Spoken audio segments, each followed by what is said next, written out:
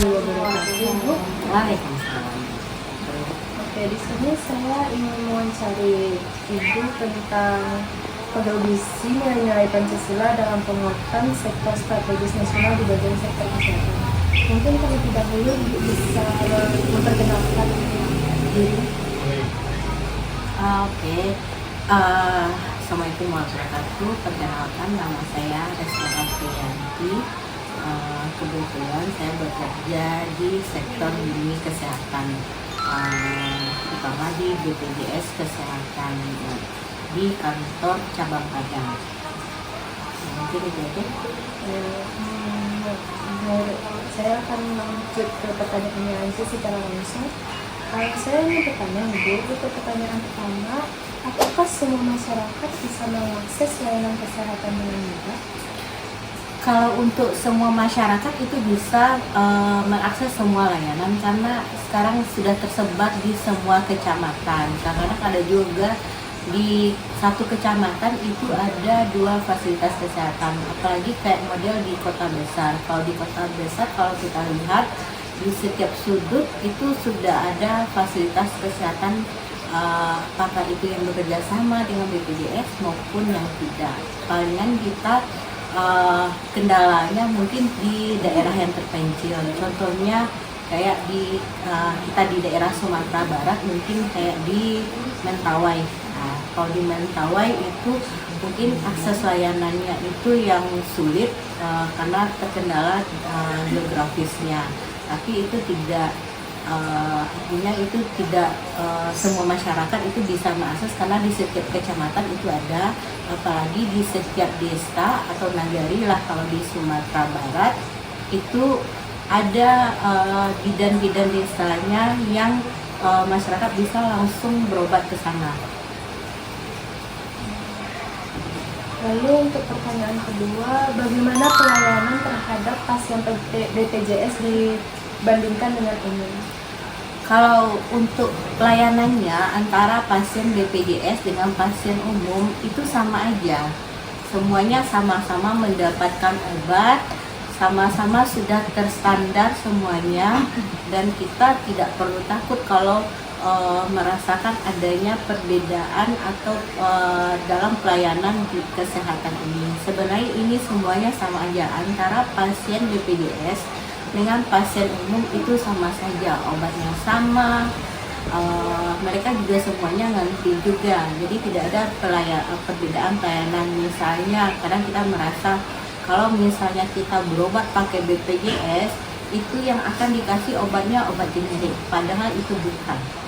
Nah, ini semua obat ini sudah ada regulasi yang mengaturnya, tidak hanya obat generik saja, tapi banyak juga jenis obat paten yang sudah dijamin sama BPJS Kesehatan. Jadi masyarakat tidak perlu takut lagi akan adanya perbedaan antara pasien BPJS dengan pasien umum. Pertanyaan ketiga, apakah ada diskriminasi dalam pelayanan BPJS? Enggak, kita tidak ada diskriminasi karena sesuai dengan logo kami, pelayanan tanpa diskriminasi. Artinya semua masyarakat itu sama mendapatkan akses pelayanan dengan mudah.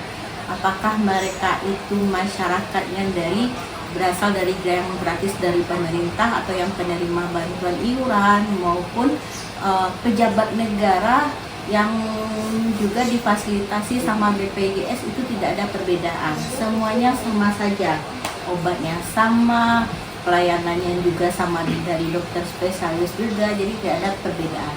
Yang membedakannya mereka hanya di kelas rawatannya saja. Nah, jadi misalnya ada masyarakat yang dapat gratis dari pemerintah atau penerima bantuan iuran, mereka hak kelas rawatannya di kelas 3. Nah, jadi kalau misalnya kayak yang PNS yang golongan 4 atau golongan 3 itu hak perawatannya di kelas 1. Jadi semuanya dokternya juga itu sama, obatnya juga sama, hanya yang membedakan hanya kelas rawatannya atau kamarnya saja. Fasilitas di dalamnya semuanya sama. Kira-kira apa kendala terbesar dalam memberikan pelayanan ini? Kalau kendalanya selama ini sebenarnya jika masyarakat mengikuti semua prosedur yang berlaku sesuai dengan ketentuan peraturan, itu tidak ada kendala. Nah, permasalahan sekarang ini masyarakat merasa terkendala dalam hal mereka bagaimana mengakses layanan dengan cepat dan mudah.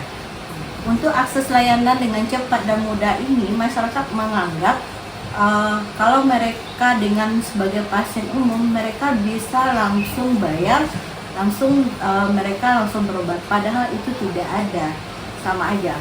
Selagi masyarakat mengikuti prosedurnya, mereka akan mengakses layanan dengan mudah. Contohnya juga gini, kalau misalnya masyarakat ini mau berobat, kebanyakan mereka merasakan kalau mau berobat, mereka nggak mau berobat ke dokter umum, mereka pengennya langsung berobat ke dokter spesialis. Padahal itu kategorinya sebenarnya, anggaplah dia sakitnya sakit demam. Kalau demam itu kategorinya kategori di fasilitas kesehatan tingkat pertama, artinya cukup sampai ke dokter umum saja. Karena di fasilitas kesehatan tingkat pertama itu ada beberapa kompetensi dari dokter umum. Jadi contohnya ini ada 144 diagnosa yang tercantum di dalam Permenkes, itu harus selesai di fasilitas kesehatan tingkat pertama. Artinya ini tidak boleh dirujuk. Nah, jika ada komplikasi atau ada penyakit tambahannya, penyertanya, mereka bisa dirujuk ke rumah sakit. Barulah itu masuk kategori ke dalam kategori spesialistik. Nah, jadi masyarakat merasakan selama ini kalau mereka berobat, mereka pengennya langsung ke rumah sakit. Padahal itu tidak.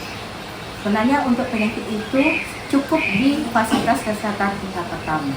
Mungkin itu.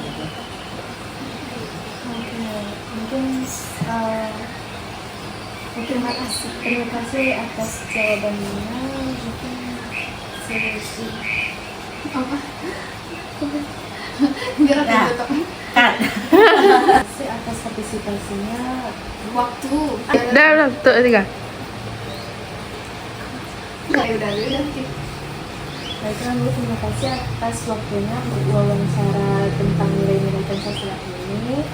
Saya ucapkan wassalamualaikum warahmatullahi wabarakatuh. Baik Bu, terima kasih atas waktu wawancara ini.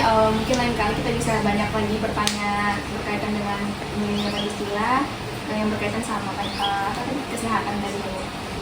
Terima kasih. Assalamualaikum warahmatullahi wabarakatuh.